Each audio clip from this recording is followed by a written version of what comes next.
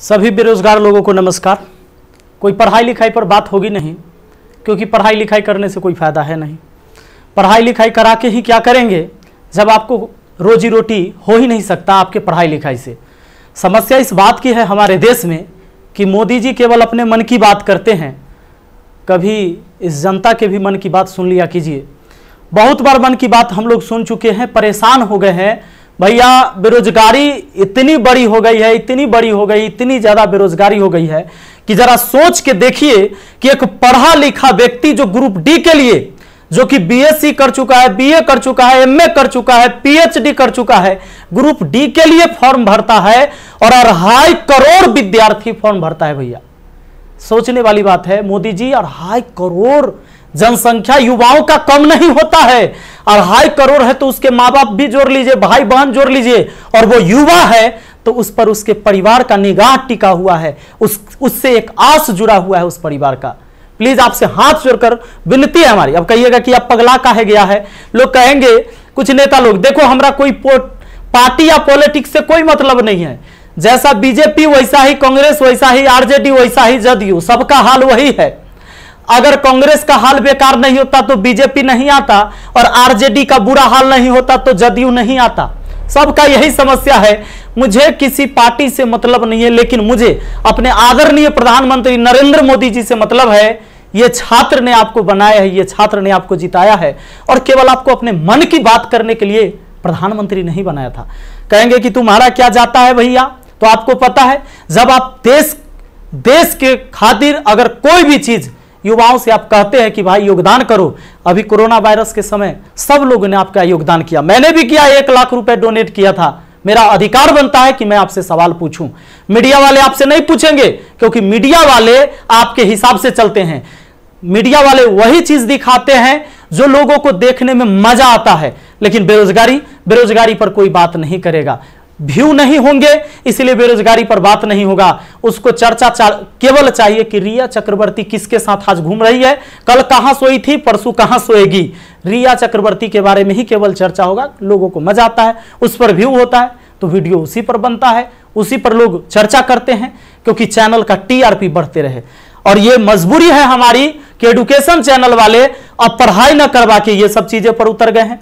मैं आपको आज बहुत सारी बातें बताने वाला हूं, करने वाला हूं। जो भी लोग हैं जिनको परेशानी हो, क्षमा चाहते हैं। अब परेशानी हुई है तो क्या कर लीजिएगा, हमको इतना ही कर दीजिएगा। कभी गोली मार देगा कोई तो याद रखिएगा, इतिहास जब लिखा जाएगा तो मरने वालों में लिखा जाएगा, भागने वाले और बिकने वालों में नहीं होगा।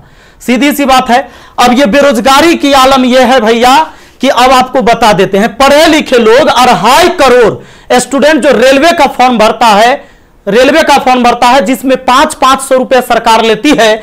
इस तरह से टोटल 12.5 अरब होता है रुपया, यानी कि 12 अरब 50 करोड़।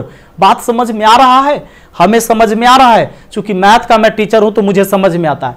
हमारा गांव में 5 रुपए ब्याज चलता है मोदी जी, 5 रुपए सैकड़ा महीना का ब्याज चलता है। 3 रुपए मान लेते हैं कि मोटा रकम है तो 3 रुपए। अब 3 रुपए से हमने निकाला 3% से महीना का, क्योंकि महीना में ब्याज चलता है गांव में। तो इस तरह से 12 महीना में 12 36% हुआ, 2 साल में 72% हुआ, और ये 12.5 अरब का जो ब्याज हुआ वो 9 अरब हुआ। 2 साल आप लटका दिए रेलवे वाला फॉर्म भरवा के लड़का सबको 500 रुपया लेके। अब आप कहिएगा कि एग्जाम के बाद तो हम पैसा लौटा देते हैं, लेकिन बात यहां यह है कि पैसा तो आप लौटा दीजिएगा, 100 रुपया रख लीजिएगा, 400 लौटा दीजिएगा, लेकिन 2 साल में आपने बिजनेस कर लिया है 9 अरब का। भैया बहुत होता है 9 अरब, कोई साधारण बात नहीं है। अब देख लीजिए, आप कहेंगे कि इतना बकर बकर कर रहे हैं, भाई गरीब आदमी है। जब मेरे अकाउंट में केवल 1,23,000 रुपया था ना, तो 1 लाख रुपए हम पीएम केयर फंड में दिए थे। काहे जानते हैं कि कोरोना से लड़ाई लड़िएगा ना, तो कोरोना से लड़ाई लड़िएगा तो देश हित में ही पैसा जाएगा। इस पैसा से जब वैक्सीन बन के आएगा, या हमारे साइंटिस्ट लोग जब इस पर रिसर्च करेंगे वैक्सीन पर, तो खर्च लगेगा। तो आदमी किसके पास जो औकात था, 1 रुपया, 11 रुपया, 100 रुपया, 50 रुपया, 1 करोड़, 500 करोड़, 1000 करोड़ लोगों ने योगदान दिया, जिनसे जो हो सका। पूरा देश आपके साथ खड़ा था, और याद रखिएगा कि ये युवा बेरोजगार रहेगा तो आपके विरुद्ध खड़ा होगा, भैया तख्ता पलट जाएगा। ये बात पक्का सुन लीजिए। कहा कि आज हम दिल से बात कर रहे, दिल से बात किए थे तब ना मदद किए थे। अब देख लीजिए 30 मार्च को मैंने योगदान दिया था 1 करोड़ रुपए, हमारा तब पागलपन चढ़ल था। हम तो अपन गलती का पश्चाताप जूता से मार के करते हैं, लेकिन याद रखिएगा कि जूता उस नेता को भी पड़ेगा जो वोट मांगने आएगा हमारे यहां। याद रखिएगा ये पूरा देश में अब बवाल होने वाला है। अगर सही टाइम से एग्जाम नहीं लीजिएगा, युवाओं को रोजगार नहीं मिलेगा, तब आपके मन की बात नहीं होगी हमेशा, ये जनता के भी मन की बात होनी चाहिए।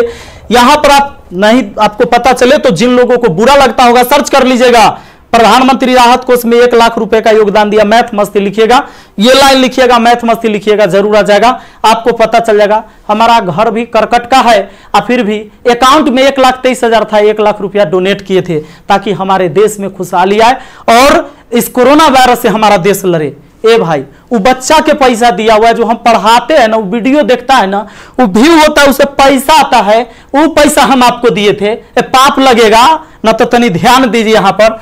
ये देखिए, कहते हैं कथी कि स्थानीय खिलौने बनाकर आत्मनिर्भर भारत बनाइए। खिलौना तो हम बनल है, जैसे मन होता है आप खेल रहे हैं, जो आप कह रहे हैं लोग वही कर रहा है। अब हम कौन खिलौना बने? खिलौना तो जनता बन चुका है आप लोगों का। यह हमारे मोदी जी थे, ये हमारे नीतीश बाबू हैं। इनका चाल सुनिएगा, इनका चाल क्या है।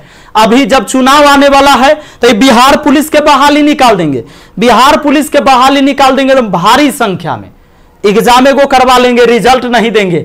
अब एग्जाम दे के लड़का फसल है कि अगर नीतीश जी नहीं आते हैं तो फिर आगे रिजल्ट नहीं आएगा, कोई ना कोई बवाल। चूंकि बिहार में कोई एग्जाम जो है ये ना है कि साफ सुथरा से हो। आप देख रहे हैं बिहार एसएससी का एग्जाम कितना साल में हुआ है, आदमी बूढ़ा गया, जवानी में दिया था एग्जाम और रिजल्ट आते थे बूढ़ा जाएगा। अब चूंकि बिहार में एग्जाम ऐसी होता है तो ये क्या होगा कि रिजल्ट होगा चुनाव के बाद, मजबूरन फिर नीतीश कुमार जी को चुनेंगे, शिक्षक के बहाली आ जाएगा, बिहार पुलिस के बहाली आ जाएगा, सारे बहाली, दरोगा सब के बहाली आएगा। ये कब होगा? चुनाव के टाइम में भैया। तो नीतीश जी का जो ये था, इसमें इन्होंने कहा कि नल जल का रख रखाव करने के लिए बाडो को 2-2 हजार रुपया मिलेगा। हे प्रभु, ये 2-2 हजार कहला दे रहे हैं, नल जल के दशा दिखा दें। 33,000 करोड़, 33,000 करोड़ रुपया आपने बिहार में नल जल पर खर्चा कर दिया। आज आपको असलियत हम दिखाते हैं, इस वीडियो में देखिएगा आप लोग जरूर। इस वीडियो को इतना शेयर करिएगा कि मुख्यमंत्री से लेकर प्रधानमंत्री तक पहुंचना चाहिए, बिल्कुल पहुंचना चाहिए कि हमारे जहां से हम हैं वहां की स्थिति आपको दिखा देते हैं कि नल जल का स्थिति क्या है। बेरोजगारी तो भैया आपने ऐसी पहुंचा दिया है यहां पर कि लोग अब कुछ करने लायक नहीं है। आप अगर आत्मनिर्भर बनाना था, खिलौना बनाना ही था, ये कहेला पढ़वा रहे, शुरू से खिलौने बनवाते। कहेला 500 रुपया लेके फॉर्म भरवा लिए और 2 साल में 9 अरब आप ब्याज कमा लिए। प्रभु क्षमा कीजिए, प्रभु इस पर कोई उपाय कीजिए, वरना आपकी तख्ता पलट जाएगी। और सारे विद्यार्थी, जितने भी छात्र हैं, मैं आप सबसे अपील करता हूं, इस वीडियो को शेयर करिए, जितना ज्यादा शेयर हो। और सारे एजुकेशन चैनल वाले जितने भी है, चूंकि आपके मीडिया नहीं दिखाएगा, विद्यार्थी का दर्द कोई नहीं समझ पा रहा है, वो वही चीज दिखाएगा जो सरकार चाहती है। हमारे सारे भाई बंधु जितने भी वाईफाई स्टडी एग्जामपुर है, अभिनव शर्मा है, राकेश यादव सर है, जितने भी लोग हैं जो भी वीडियो बना रहे हैं बहुत अच्छा कर रहे हैं, सभी को हाथ जोड़कर तहे दिल से मैं धन्यवाद देना चाहूंगा। क्योंकि ये विद्यार्थी जो बेरोजगार है ना, उसी के वजह से हमारा रोजगार है, यही बात सच्चाई है। और इसीलिए हम इनके लिए लड़ेंगे, चाहे जो हो जाए। धरना प्रदर्शन होगा, पूरे देश में धरना प्रदर्शन होगा। और जहां ये 2.5 करोड़ विद्यार्थी सड़क पर उतर गया तो सुन लीजिए, ये बिहार से लेकर दिल्ली तक हिलेगा, ये बात निश्चित है। एक साथ हम हैं, सबके साथ हैं। सारे छात्र आंदोलन करने के लिए तैयार रहिए। एसएससी टाइम से एग्जाम नहीं लेती है। एक तो आप वैकेंसी ही कम निकालते हैं, अब वैकेंसी कम निकालते हैं तो जो निकालते हैं ओकर तक कम से कम एग्जाम ले लीजिए, सही से रिजल्ट ले लीजिए, सही से रिजल्ट दीजिए और एग्जाम सही से ले लीजिए, टाइम से ले लीजिए। एक शेड्यूल बना दीजिए, जैसे मैट्रिक का एग्जाम होता है, 12th का एग्जाम होता है कि इस महीने में होगा, इस महीने में रिजल्ट होगा। उसी तरह एसएससी का भी एग्जाम होना चाहिए, रेलवे का भी एग्जाम होना चाहिए। आपको जितने सीट पर लेना है, लेकिन इसका एक टाइम फिक्स होना चाहिए। कितने इस महीने में एग्जाम होगा, इस महीने में रिजल्ट आएगा, इस महीने तक ज्वाइनिंग होगा, ताकि अंधेरे में लोग ना जिए। हे प्रभु, ये पाप लगेगा अगर इस युवाओं के साथ गरीब के बच्चा ना जनरल कंपटीशन के तैयारी करता है, आर्मी के तैयारी करता है, गरीब के बच्चा जाता है। कम से कम एकरा साथ इतना अन्याय ना कीजिए। ये पाप का घड़ा भर चुका है। मैंने अपने सर पर जूता मारा है। अगर वोट मांगने मेरे एरिया में आइएगा, हम जूता मारेंगे आप लोग को। ये बात पक्का कह देते हैं। आई वीडियो शेयर होना चाहिए। आप सबको इस बात के लिए मैं कहना चाहूंगा कि आप शेयर करिए, इस वीडियो को पहुंचाइए, जहां तक हो सके इसको पहुंचना चाहिए। और हर व्यक्ति आपसे हाथ जोड़कर विनती है कि हल्ला बोल ये नारा लगाइए और सब लोग पहुंचाइए, सब लोग वीडियो बनाइए, जितने भी एजुकेशन से जुड़े हुए हैं। क्योंकि कोई मीडिया वाला आपको दिखाने वाला ये नहीं है। और बस यही बात कहना चाहेंगे और जल्दी आग के तरह इस वीडियो को फैलाइए। और ज्यादा कुछ नहीं बोलेंगे। बेरोजगारी इतना बढ़ गया है कि आप सब कुछ समझ ही रहे हैं।